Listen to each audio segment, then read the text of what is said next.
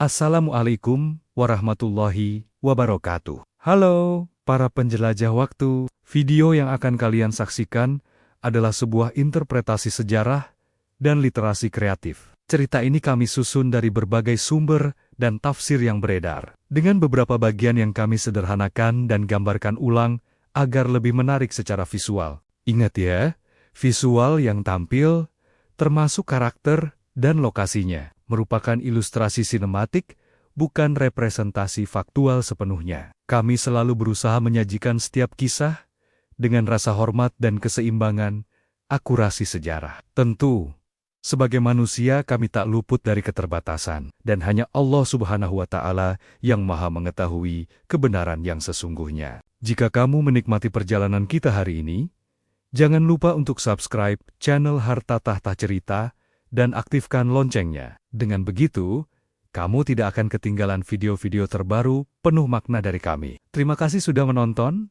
Sampai jumpa di cerita berikutnya. Mari kita mulai. Bismillahirrohmanirrohim. Setelah kaum Ad dibinasakan karena kesombongan dan kedurhakaan mereka, Allah Subhanahu wa Ta'ala tidak membiarkan manusia tanpa peringatan. Dengan kasih sayangnya, Allah kembali mengutus tanda-tanda dan pelajaran agar umat setelahnya tidak mengulangi kesalahan yang sama. Di tanah yang keras dan gersang, terbentang wilayah berbatu di antara Hijaz dan Syam. Di sanalah hidup sebuah kaum yang kuat dan terampil, dikenal dalam sejarah sebagai kaum Tsamud, bangsa yang dikaruniai kekuatan, namun kelak diuji dengan ketaatan. Negeri itu bernama Al-Hijr, sebuah peradaban yang luar biasa, di mana rumah megah dipahat langsung dari gunung-gunung batu. Hingga hari ini, sisa-sisa bangunannya masih berdiri, menjadi saksi bisu kejayaan sekaligus kehancuran kaum Tsamud. Kaum Tsamud dikenal sebagai bangsa yang cerdas dan memiliki kekuatan luar biasa. Mereka bukan kaum yang lemah atau terbelakang, melainkan masyarakat maju yang dianugerahi akal, keterampilan, dan kekuasaan oleh Allah Subhanahu wa Ta'ala.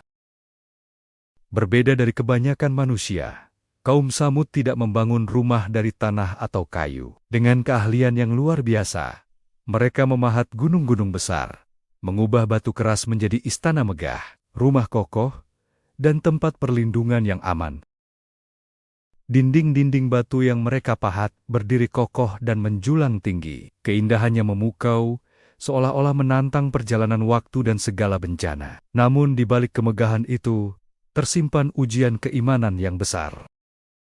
Kehebatan kaum Tsamud tidak hanya tercatat dalam sejarah manusia, tetapi Allah Subhanahu wa Ta'ala sendiri mengabadikannya. Dalam Al-Quran, sebuah pengakuan atas kemampuan luar biasa yang mereka miliki, namun juga menjadi peringatan agar kekuatan tidak melahirkan kesombongan. Kamu pahat dengan terampil sebagian gunung-gunung untuk dijadikan rumah-rumah yang mewah. Quran Surah Asy-Syu'ara, ayat 149. Allah berfirman, mengingatkan kaum Tsamud akan nikmat besar yang telah Dia berikan kepada mereka. Dengan ketekunan dan kecerdasan, mereka memahat gunung-gunung menjadi tempat tinggal. Namun ayat ini bukan sekadar pujian, melainkan teguran bahwa semua kehebatan itu berasal dari Allah dan akan dimintai pertanggungjawaban. Namun, sebagaimana umat-umat sebelum mereka, kemajuan yang tidak diiringi iman berubah menjadi kesombongan. Mereka merasa aman dari segala ancaman. Gunung-gunung yang mereka pahat dianggap sebagai benteng abadi. Mereka berkata dalam hati, "Siapa yang mampu mengalahkan kami?" Kaum Tsamud terjerumus dalam kesyirikan. Mereka menyembah berhala-berhala yang dibuat oleh tangan mereka sendiri, meninggalkan tauhid yang menjadi fitrah manusia. Dengan keyakinan yang sesat, mereka percaya patung-patung batu itu mampu memberi rezeki, menjaga keselamatan, dan menolak bahaya. Padahal semua itu hanyalah kekuasaan Allah semata. Padahal, berhala-berhala itu hanyalah batu bisu. Ia tidak mampu berbicara, tidak mendengar doa, dan tentu saja tidak bisa menolong siapapun. Di tengah kemakmuran yang mereka banggakan, kerusakan moral justru merebak. Kekayaan dan kekuatan tidak lagi melahirkan syukur, melainkan kezaliman. Para pemuka kaum menggunakan kekuasaan untuk berlaku zalim, yang lemah ditindas, hukum dipermainkan, dan keadilan dikorbankan demi kepentingan mereka. Di negeri itu, kebenaran hanya berpihak kepada yang kuat, sementara yang lemah dipaksa diam, menanggung kezaliman tanpa suara. Namun Allah Subhanahu wa Ta'ala Maha Pengasih dan Maha Adil. Dia tidak membiarkan mereka tersesat tanpa peringatan. Maka diutuslah seorang nabi dari kalangan mereka sendiri. Di tengah-tengah kaum Samud, Allah Subhanahu wa Ta'ala mengutus seorang nabi dari kalangan mereka sendiri, seorang rasul yang mengenal kehidupan mereka, memahami bahasa mereka, dan menyampaikan kebenaran tanpa jarak. Dialah Nabi Shalih alaihi salam. Nabi Saleh bukanlah orang asing bagi mereka. Ia tumbuh di tengah kaumnya, hidup bersama mereka, dan dikenal sejak lama. Mereka mengenal Saleh sebagai sosok yang bijaksana, jujur dalam ucapan, dan mulia dalam akhlak. Tidak ada dusta yang pernah dikenal dari lisannya. Sebelum beliau diangkat sebagai nabi, kaum Samud menaruh harapan besar kepada Saleh. Mereka melihatnya sebagai calon pemimpin yang akan membawa kejayaan. Namun, ketika Saleh mulai menyeru kepada tauhid, mengajak meninggalkan berhala, dan kembali kepada Allah Subhanahu wa Ta'ala, harapan itu berubah menjadi kebencian. Kebenaran terasa berat bagi hati yang telah dikuasai kesombongan. Dengan suara yang lembut dan penuh kasih sayang, Nabi Saleh menyampaikan seruan kebenaran, bukan dengan amarah, tetapi dengan cinta dan peringatan. Wahai kaumku, sembahlah Allah, sekali-kali tidak ada Tuhan bagimu selain Dia. Dia telah menciptakanmu dari bumi tanah, dan menjadikanmu pemakmurnya. Quran Surah Hud ayat 61. Nabi Saleh mengingatkan mereka akan nikmat Allah Subhanahu wa Ta'ala, yaitu gunung-gunung yang kokoh, tanah subur, air yang melimpah, kekuatan fisik dan kecerdasan. Namun Nabi Saleh juga memperingatkan, dan janganlah kamu berbuat kerusakan di muka bumi setelah Allah memperbaikinya. Alih-alih beriman dan tunduk kepada kebenaran, para pembesar kaum Samud justru mengejek Nabi Saleh. Kekuasaan dan kedudukan membuat mereka merasa lebih tinggi daripada risalah Allah Subhanahu wa Ta'ala. Dengan nada meremehkan, mereka melontarkan kata-kata yang mencerminkan kebanggaan buta dan penolakan terhadap kebenaran. Mereka kaum Samud berkata, "Wahai Saleh, sebelum ini engkau benar-benar merupakan orang yang diharapkan di tengah-tengah kami. Apakah engkau melarang kami menyembah apa yang disembah oleh nenek moyang kami? Sesungguhnya kami benar-benar dalam keraguan yang menggelisahkan terhadap apa agama yang engkau serukan kepada kami." Quran Surah Hud ayat 62.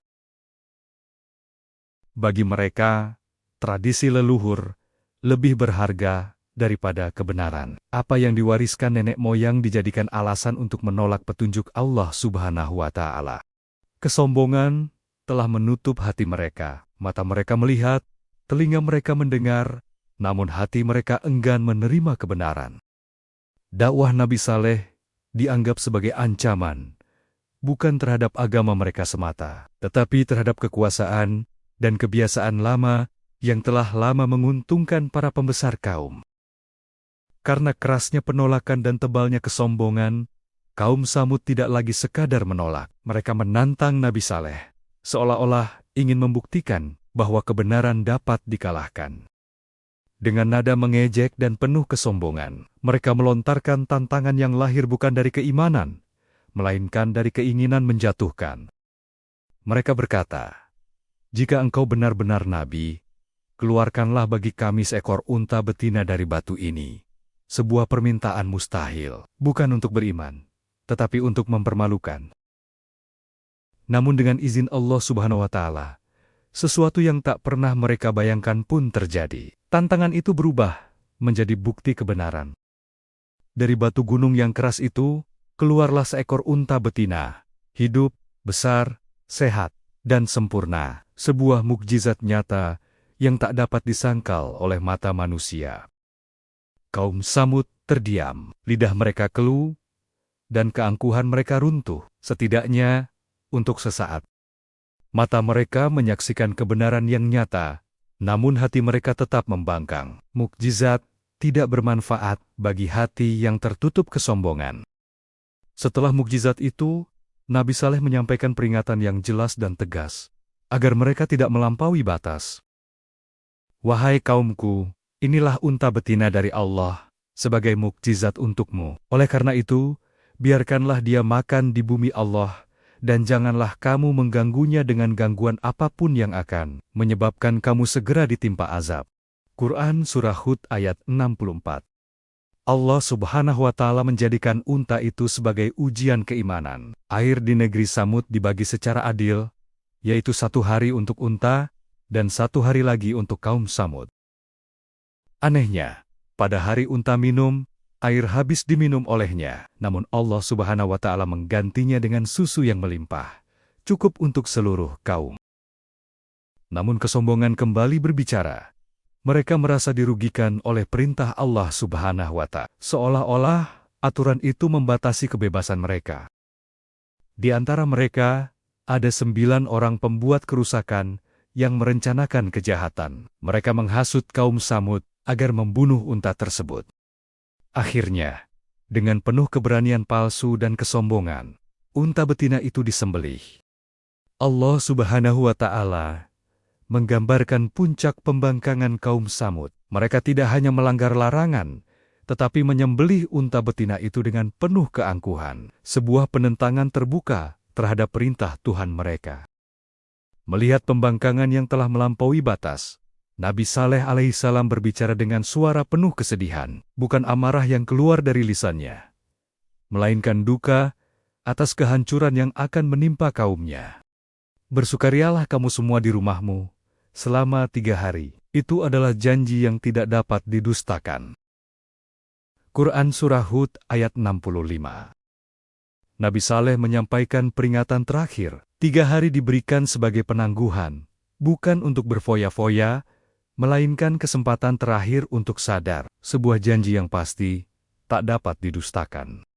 Namun kaum Samud tidak mengambil pelajaran. Mereka justru mengejek peringatan itu, menertawakan ancaman azab, seolah-olah itu hanyalah cerita kosong.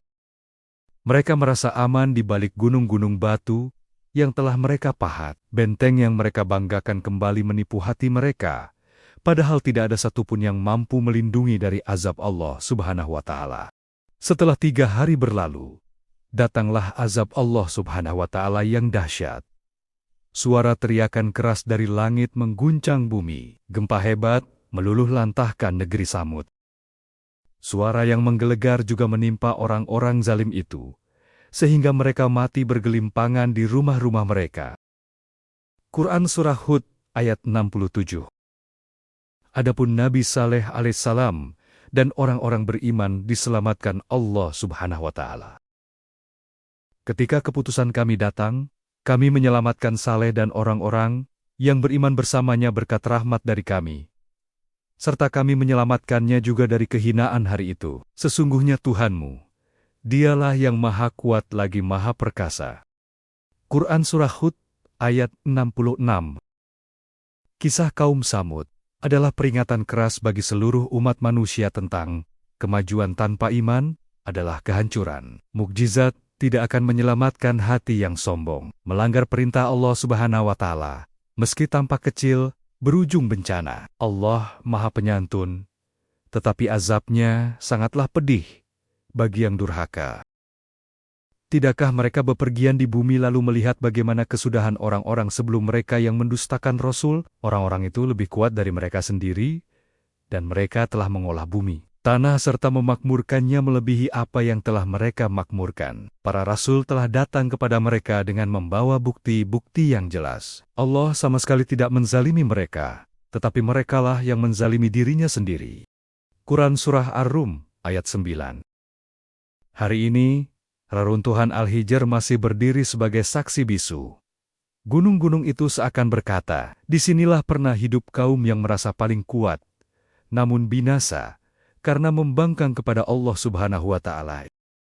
Semoga kisah ini menjadikan kita hamba yang rendah hati, taat, dan bersyukur, agar tidak mengulang kesalahan umat-umat terdahulu.